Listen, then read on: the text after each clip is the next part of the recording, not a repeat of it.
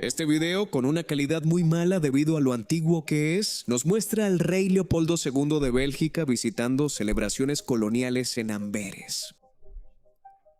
Esta fue la ocasión de la anexión del Congo a Bélgica en 1909. Ahora, si no eres un gran fanático de la historia colonial, esto podría parecerte un poco extraño, porque para la mayoría de las personas, el Congo había sido una colonia belga desde mucho antes. Pero estarías equivocado. El Congo era la colonia personal del propio rey Leopoldo. Y solo fue transferida a Bélgica como nación en 1909, debido a un escándalo público sobre lo brutal que fue su gobierno sobre los nativos. Digo, piensa en lo mal que tuvo que ser para que fuera un problema, incluso en esa época. Leí un libro sobre esto recientemente, El fantasma de Leopoldo. Realmente muestra lo horrible que fue el Congo belga. La verdad es que Leopoldo, de ascendencia alemana, nunca pareció disfrutar ser solo el rey de Bélgica. La veía como un país demasiado pequeño y tenía ambiciones más grandes.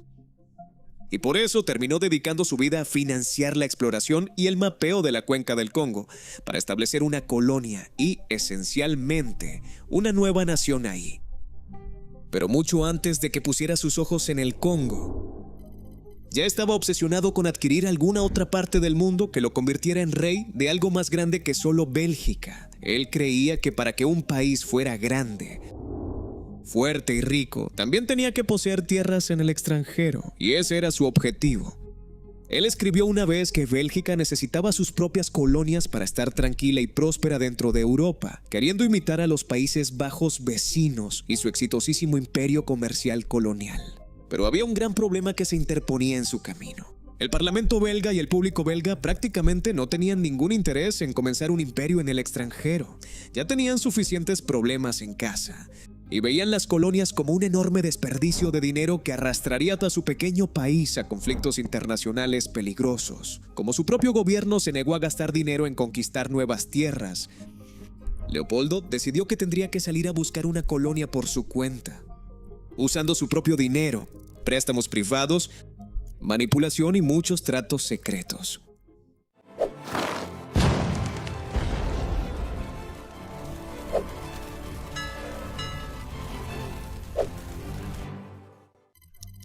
Viajó a Sevilla, donde se quedó un tiempo revisando los archivos del gigantesco imperio español.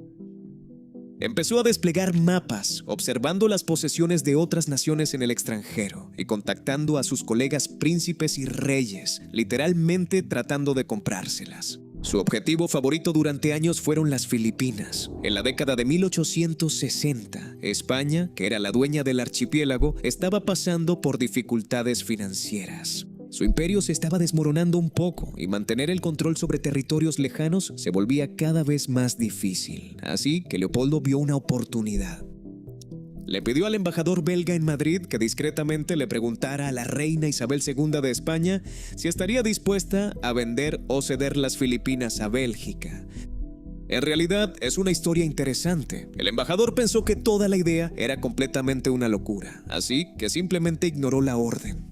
Leopoldo se enfureció cuando se enteró, así que despidió al embajador y trajo a un nuevo diplomático que realmente haría lo que él le ordenara, sin importar lo loca que fuera la petición.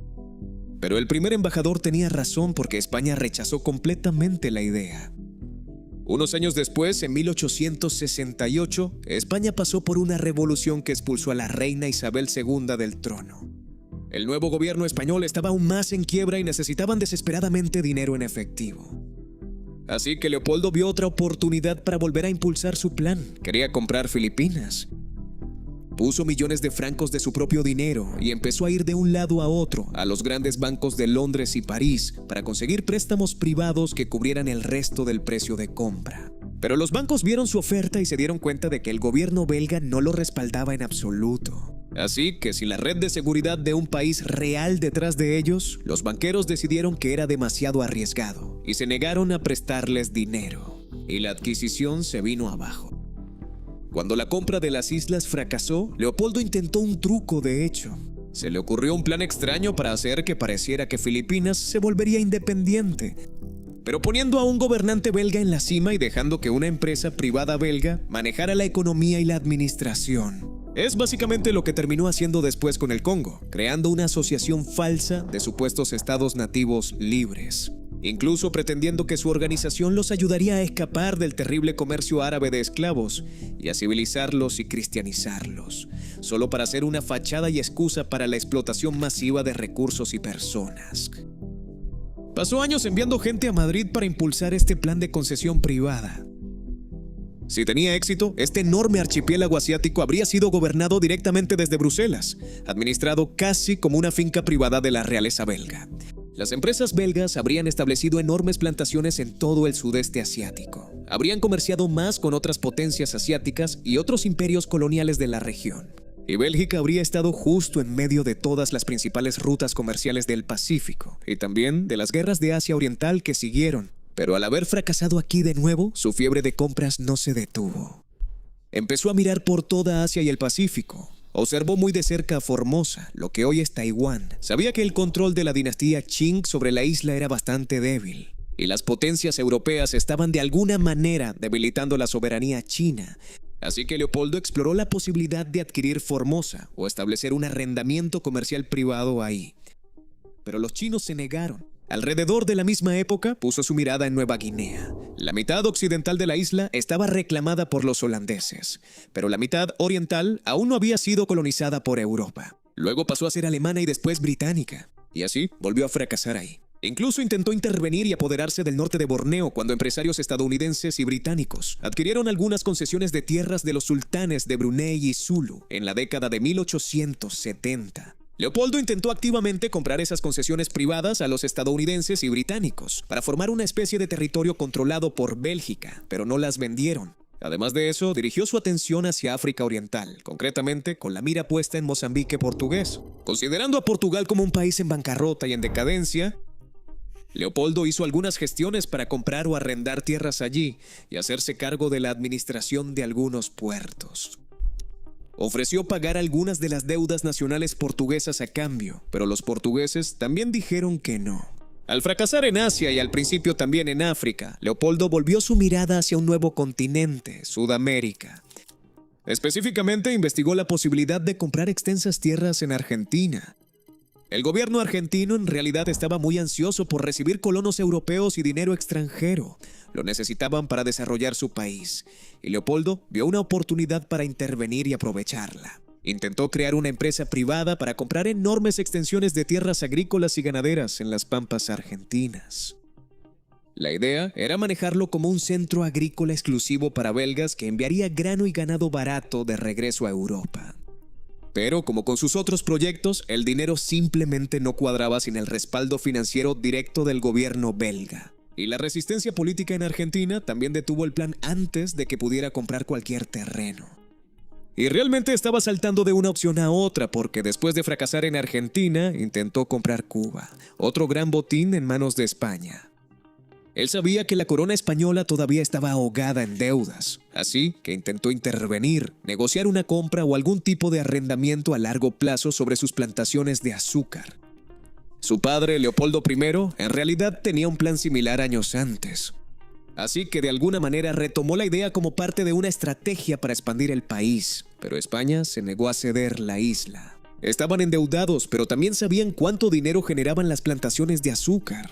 Así que dijeron que no, y otras potencias importantes como Gran Bretaña y Estados Unidos también dejaron bastante claro que no permitirían que un nuevo rey europeo comprara territorio tan cerca del continente. Así que luego pasó a Centroamérica. Intentó revivir este tipo de antiguo asentamiento colonial belga que tuvo lugar en Guatemala en la década de 1840. Fue abandonado al principio, pero intentó reiniciarlo comprando tierras.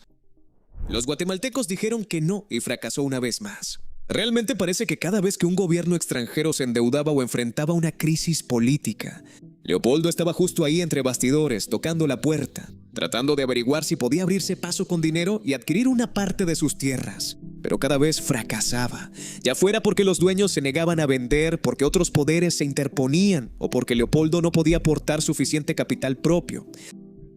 Con los acreedores negándose a respaldar la loca empresa sin el apoyo del gobierno belga, que él no tenía.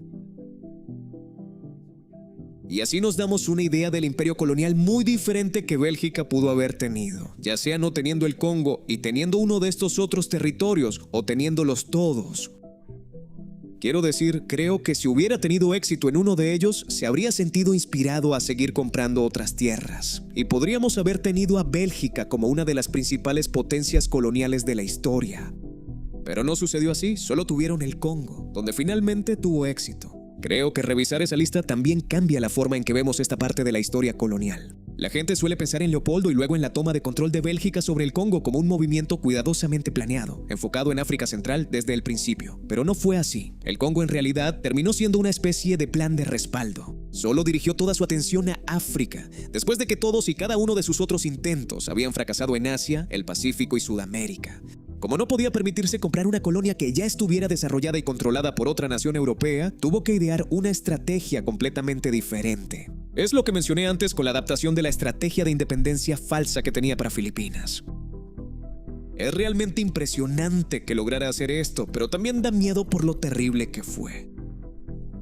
En el Congo no podía usar una fuerza militar regular y no podía usar el Tesoro Nacional, así que creó una asociación benéfica falsa. En 1876 fundó una organización privada llamada la Asociación Internacional Africana. La presentó al mundo como una especie de grupo científico y filantrópico que tenía como objetivo cartografiar África Central, poner fin al comercio árabe de esclavos y llevar ayuda humanitaria a la región, así como convertir a la gente al cristianismo.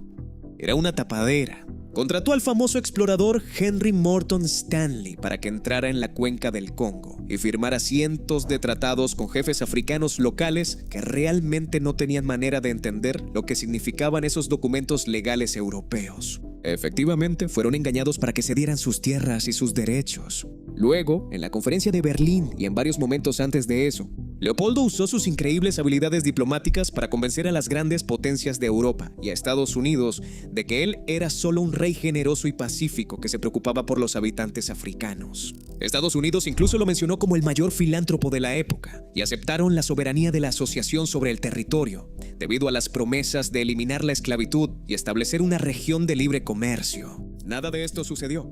Todos creyeron la mentira y le entregaron el control total y personal sobre una extensión de tierra 76 veces más grande que Bélgica.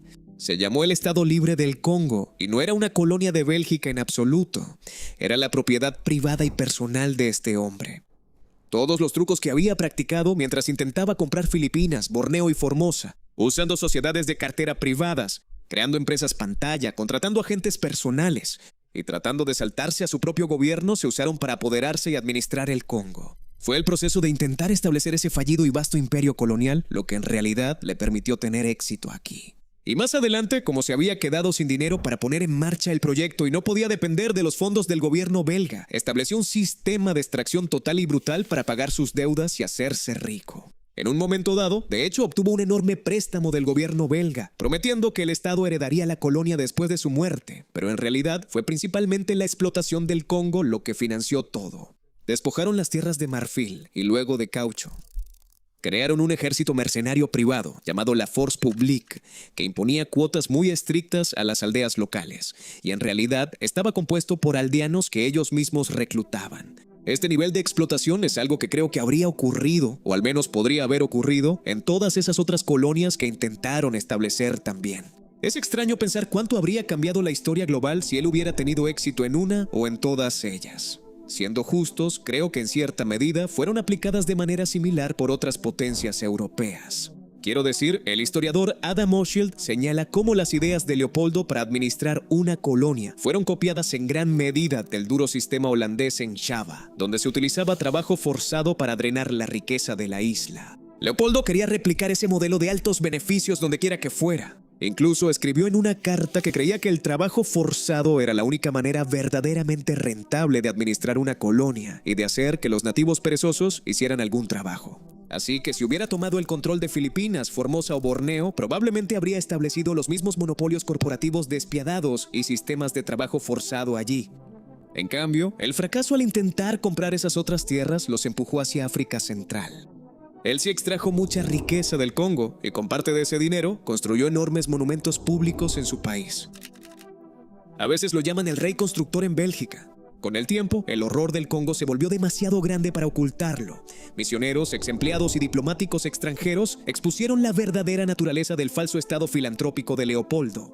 Fotos e informes provocaron lo que supongo podrías llamar la primera campaña global de derechos humanos. Escritores famosos como Mark Twain y Arthur Conan Doyle escribieron textos muy negativos criticando al rey, por ejemplo. El escándalo internacional se volvió tan grave y la indignación pública fue tan severa, incluso en ese momento, que el Parlamento belga finalmente tuvo que intervenir.